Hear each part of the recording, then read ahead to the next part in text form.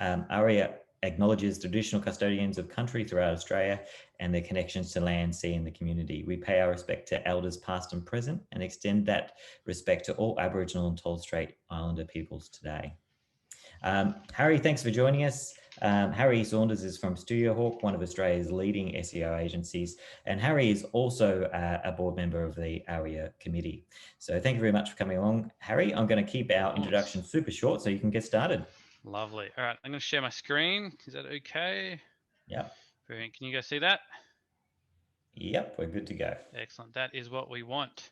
So obviously talking a little bit about SEO today, what's going on, what people can be doing. It's a little bit actionable, especially coming into a post-COVID world. What are some of the big brands doing to outrank competitors, and what can you do to kind of piggyback off that as well? So kind of starting off with a little bit of a game around search intent, or sorry, rather search volume. So I've got a couple brands on my screen here. What we're looking at is which gets the most searches in Australia every year. So do you think Officeworks gets more people Googling for them every year, or JB Hi-Fi? It's a bit of a test run for you. So Officeworks does take down the win there. A lot of people looking for office supplies in 2020 and COVID.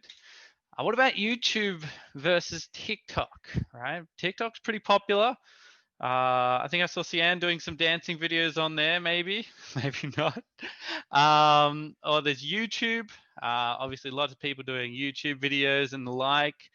So who do you think gets more searches? Well, actually, YouTube has more searches because TikTok's more of an app. So people aren't usually Googling TikTok. They're more searching for TikTok within TikTok. So a bit of a technicality on that one. What about F45 and CrossFit? You're probably thinking scrawny SEO dude doesn't know much about those, but I do know how many people search for them. So in this case, F45 is a clear winner. And this one also holds close to my heart, Dota 2 versus League of Legends. It always breaks my heart when I do this slide, to be honest, because unfortunately, League of Legends does win. It's got about 3 times the amount of volume as Dota 2, which is really quite heartbreaking. And the last one, SEO versus PPC. So who do you think gets more searches each month? It is, in fact, SEO, with a lot of people in Australia looking for more information about what is SEO. So who am I? I run a company called StudioHawk. I'm 23 years old, very young, very fun. We host the SEO meetup with about 2,000 members. We work for a lot of big brands like Officeworks, HelloFresh, and all those kind of guys, and obviously sitting on this lovely board of ARIA as well. So what are the SEO stats? Well, 93% of online experiences begin with a search engine, right? So a massive chunk of them. 75% of those people never even scroll past the first page of Google. So we always say the best place to hide a dead body is on the second page of Google. That's where you want to go. 50% of those search queries are 4 words or longer. So most people are searching for, instead of plumber Melbourne, they're searching for best plumber to find in North Sydney, right? So a lot of different variation there, and organic search brings in a lot of opportunity. So where is SEO going, right? It's something we've heard about a little bit, but where is SEO going? Well, 34% of people now have between 1 to 3 people in a digital marketing team, which is up 23% from pre-COVID. So massive. A lot of companies, and this is including like manufacturing companies, but 34% of them now have some semblance of a digital marketing team. 77% of these guys have an SEO strategy, and 48% of them describe it as average or less. That's pretty staggering when you think about it. People a lot of them have SEO, but are not happy with it. And then if we look at what are the priority goals people are hoping to achieve, we can see that the biggest goal that people are trying to achieve through content marketing in 2021 is going to be to generate more quality leads, followed closely by attracting more traffic to their website. So it's a big thing. It's a big thing that people are focusing on. And we can see the most efficient content marketing tactic that they had in 2020 was search engine optimization, right? Above and beyond virtually everything they've done, how-to guides, all those visual kind of content, was search engine optimization. So it's very clear, just looking at the data here, that SEO is something that people are focused on, and they're seeing a lot of value from it. So we can see that organic traffic and those leads are the measure for a lot of that content success, where historically maybe social shares or time on page were more focuses or ROI. But now you can see that it is this organic SEO piece that's the key driver behind a lot of content. So it makes us think a little bit about something, and it really is that consumers are driving the conversation, right? They want to make educated choices without intrusive ads. Because face it, a lot of people don't trust ads these days. When AdWords was first released, about 40% of people clicked and engaged on those ads.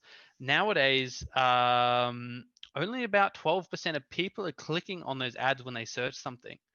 More and more people every day are skipping right past them. Why? Because we don't trust them. And even when we do click on them, the conversion rate's lower. And the reason is because we feel sold to. And it's a hard day and age to sell to people, because if people feel remotely like they've been sold to, they'll be very skeptical and turned off. It's still a great channel, still a great strategy. I'm not saying you're going to stop all your PPC ads. I'm just saying it's changing and evolving the way we do things, especially with cookies being depreciated and all those things coming out of Google at the moment. More and more we need to think about how we're going to capture these people. So we can look at the traffic sources for e-commerce websites, right? We can look at this global data and see that search or SEO is 67% of traffic right now, well and above, direct and referral and paid and social, and this is for e-commerce. And then you might think, well, what about blogs? What about those guys? Well, it's actually even more, 69%, or 68.99% is coming through search. And these other channels. So we can see it's already a big part, a big makeup of these industries. So what can we do, right? We know it's a big part. We know it's getting bigger and more people are trying to take this seriously. So how can we actually, I guess, capture some of this market for ourselves and make sure we're focused on the things that are going to move the needle in our business? Well, when we talk about SEO, oftentimes people can get very, very confused. Why do people get confused? Well, because SEO hasn't had the best name. It can be very mysterious, very mystical, sometimes too confusing. I feel like when people hear the word algorithm, they just scream and run. I don't know why, but it seems to be a very common thing. I'm trying to teach you today that the word algorithm isn't scary. In fact, it's a very exciting word, because it means everything is not magic. We don't need to pray to the Google gods on Wednesday. We don't need to, just kind of hope for the best. It means it's actually very measurable and testable. So there's three things I need you to know about SEO or algorithm, or this algorithm in general. So the first is technical. So technical is anything we optimize on the website for crawlability. This could range from fixing up broken links to mapping up the site structure, what we call site architecture. It could be page speed. All these different things that actually take place on a website are what we call technical SEO. And they affect how Google can crawl and see your website. Because if Google can't see your website, it's not going to be able to put it in its index. It's not going to trust it. The next thing is this concept of content, right? So content is what's read by Google on top of the technical stuff to determine the relevance, right? You'd really need text on the website to reflect the service or product that you offer. Why would someone Google something and be happy if they found your result, right? Because let's face it, Google is all about matching people up. So you might have the best technical SEO in the world, but if someone clicks on your website and they're not happy with the content, well, that's going to be a showstopper, and Google's going to stop allowing people to come through your website. So you need good content. And the last one is this concept of authority. So backlinks are what we call references from other websites to your website, to your own website, and they help build your authority and credibility, right? Now, backlink was originally invented. So Google wasn't the first search engine. You might know, or fun fact if you don't. There are a lot of search engines, Ultra Vista, Ask Jeeves beforehand. Now, they only focused on technical and content, right? So they didn't have this third pillar. But Google came around because Larry and Sergey, the two founders of Google, were sitting in a Harvard library one day, And search engines kind of sucked. They were really easy to manipulate. There was no real good stuff there. It was, very often you'd have to go to the fifth and sixth page. And these guys got together and they said, well, how do we know what research journals are the best? Like, if we're looking at research papers, how do we know which research papers are the best? And so they said, well, the ones that have the most citations, the ones that have the most references from other research papers are the best. And so they went out and they said, well, what if the internet worked the same way? And so they created what is now Google. And it's evolved and changed over time. But these three core pillars remain the foundation, the underlying thing of Google to this very day. And so whenever you have a problem with your SEO, whenever you're not ranking, it's always one or a combination of these different issues. And I always find starting with this helps simplify the whole thing. Rather than talking about all the different specialized intricacies that can range in SEO, we really take it a step back and focus on what is Google looking at. So that's three very simple kind of things. Now, a way I like to look at these, and a way we created at StudioHawk is this concept of dirty SEO. Now, I always, everyone's always expecting a different thing on this next slide. It's might not be as sexy as you're hoping, or it might be even sexier than you're hoping, depending on how much you like SEO. But it looks a little something like this.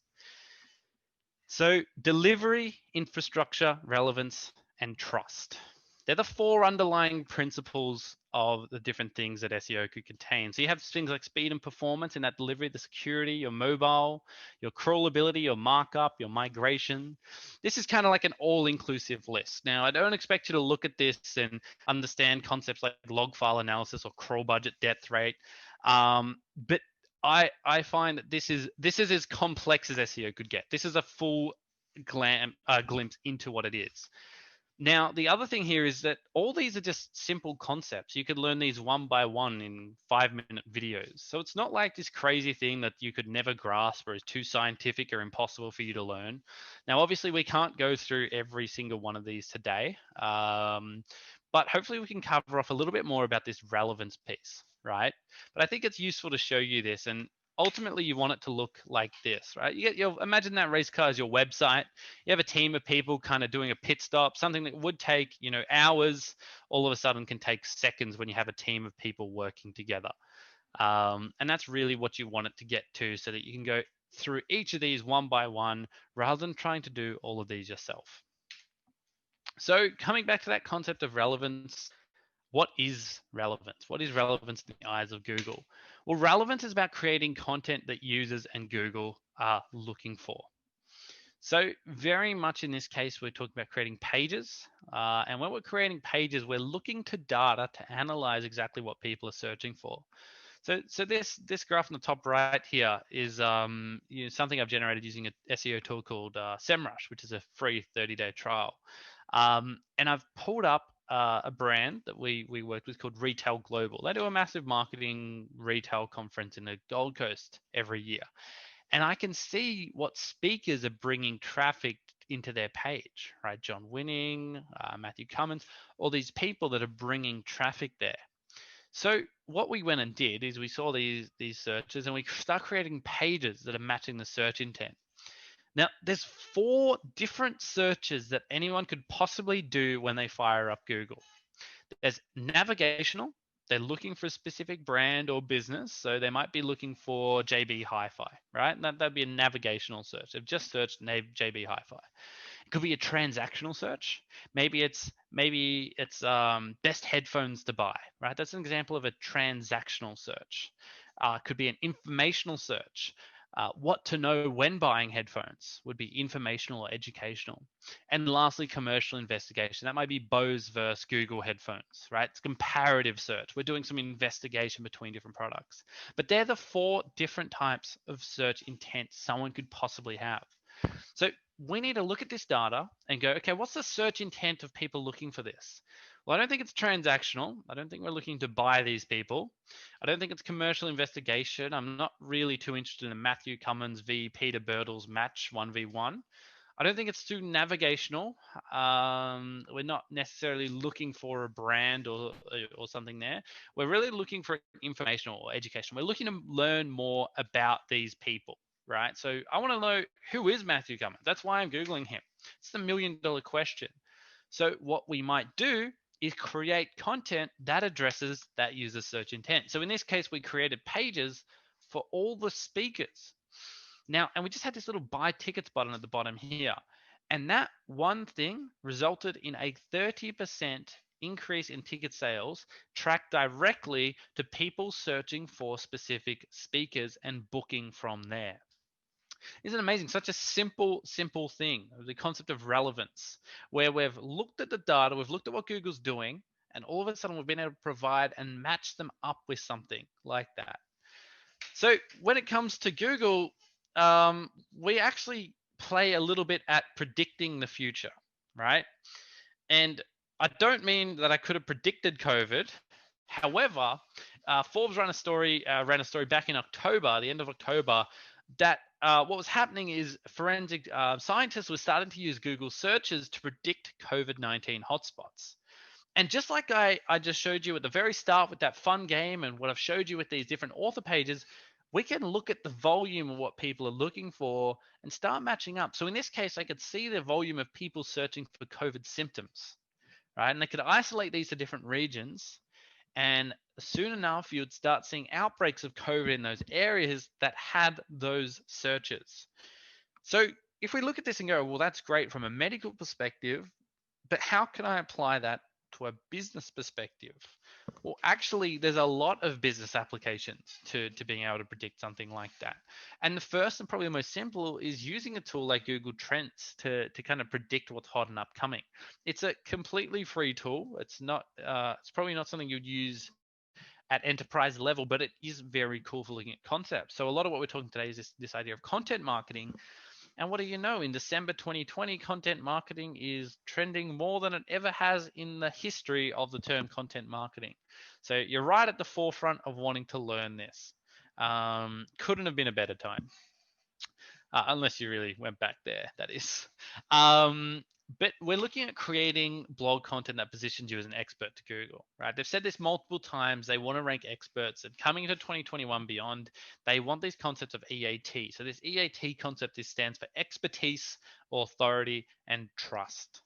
So if you understand that, they're really looking for credible people talking about topics that position them as experts. So we can look at Google Trends and we can look at that keyword data that I showed you to predict what's going on. And you might think, well, this is really hard, this is really complex. I'm trying to ascertain or extrapolate data. It's actually very simple. We have this thing called Hawk Academy, and you can get some basic education on this thing called content creation. You can get access to this for free, just learning how to create this content and guide you through it.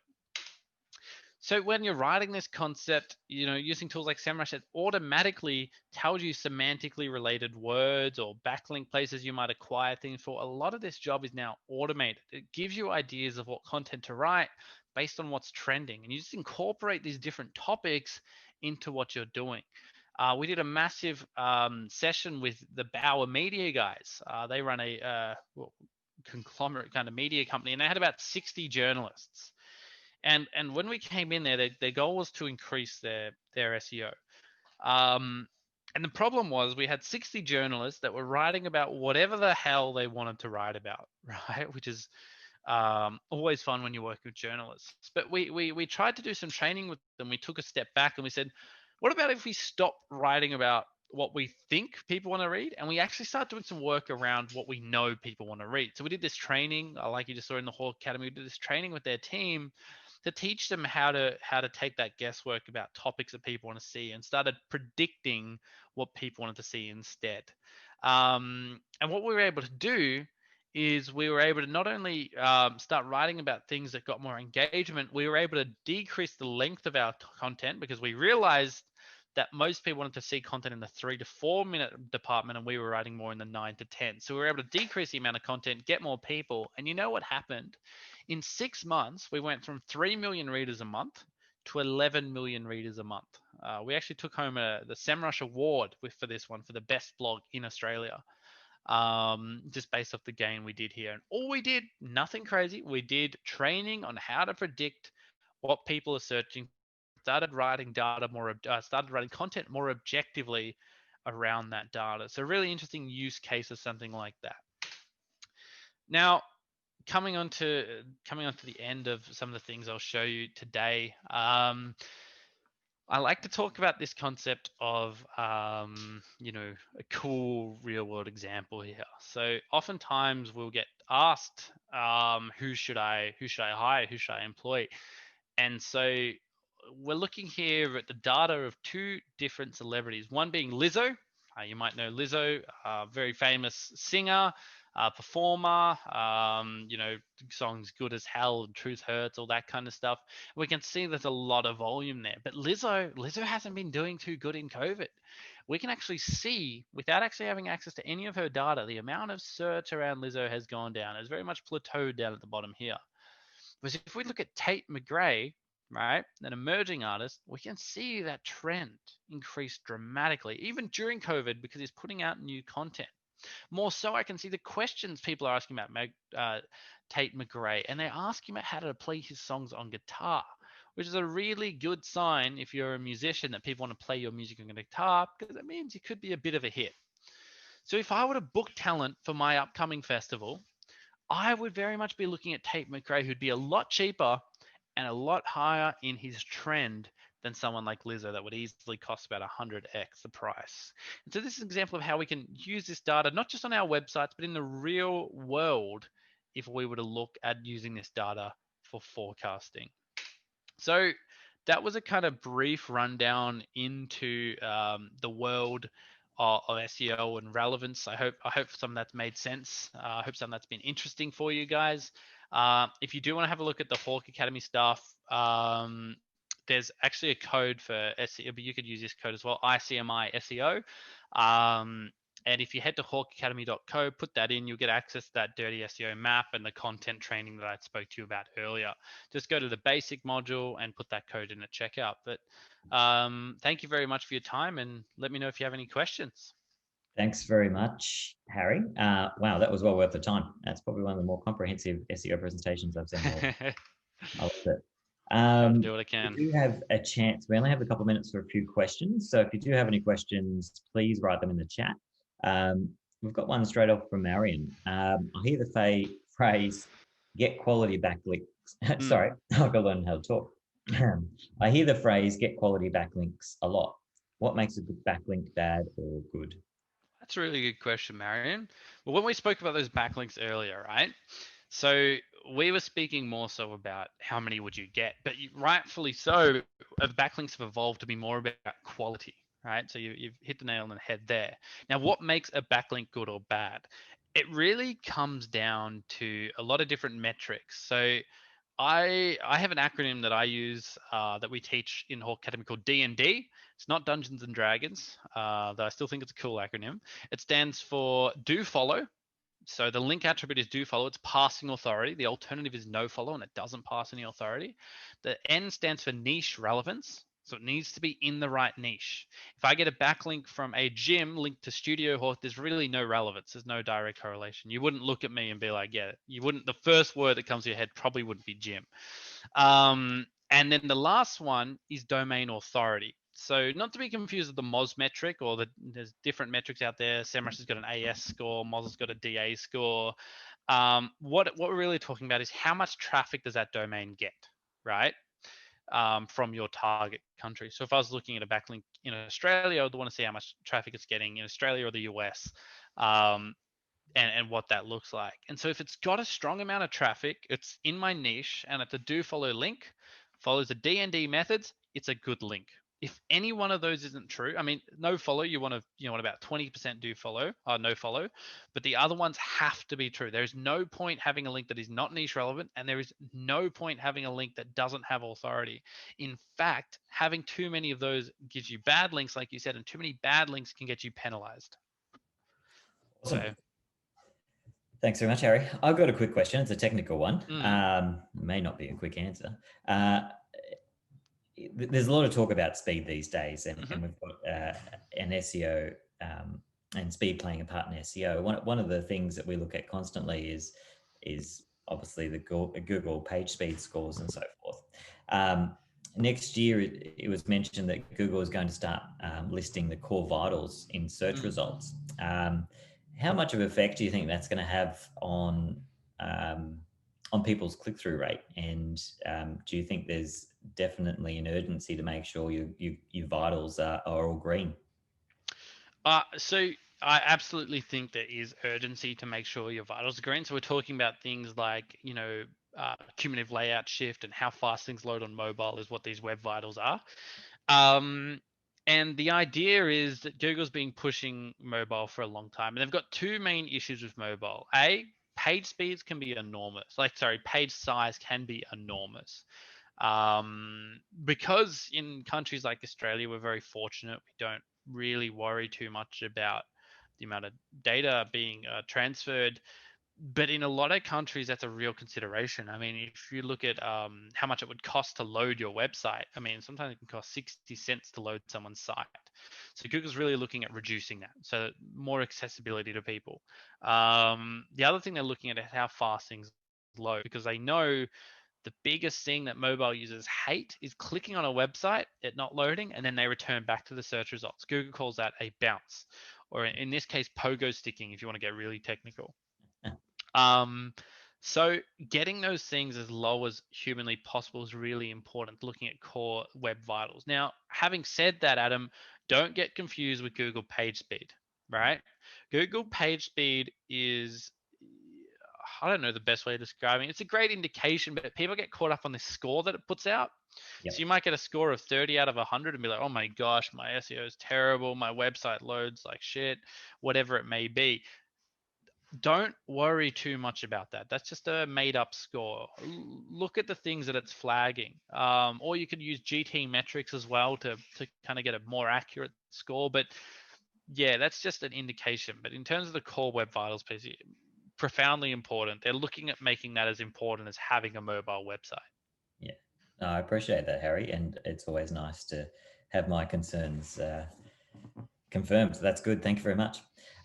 We don't have any other further questions, and we are out of time. So in the interest of keeping things on time, we're going to end the session now. I'd like to thank Harry. Thank you very much for being here today and sharing so much with us and adding so much value. That was incredible. And also to the Australian Web Industry Association for making sure this happens. Thank you to all the team there. And I'd like to say thanks very much and see you all in 2021. Hopefully it's a lot better. Excellent. Awesome. Thanks, guys. Thanks, guys. See